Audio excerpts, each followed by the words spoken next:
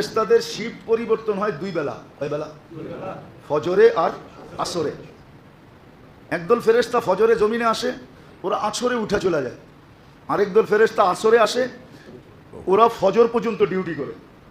তো যখন উপরে যায় আল্লাহ জানে, তারপরে জিজ্ঞাসা করে কাইফা ওয়াজাদতুম ইবাদি ইযা আতাইতুম, তোমরা জমিনে যখন আসছিলে, গেছিলে, পড়ছিলে, আমার বান্দাদেরকে কি অবস্থা পেলে? তো ফেরেশতারা বলে আতাইতুহুম ইউসাল্লুন, আমরা যা দেখছি সব ফজরের নামাজে। আবার জিজ্ঞাসা করে ইদা ওয়াজাদতুম ইবাদি ইদা তারাকতুম, যখন ছায়রা আসতেছিলে তখন কেমন দেখলে?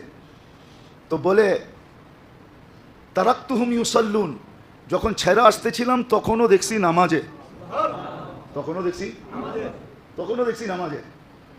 হাদিস অনেক লম্বা। তা আল্লাহ বলে ঠিক আছে, পুরাটা সময় নামাজ লেখা রাখো। পুরাটা সময় কি?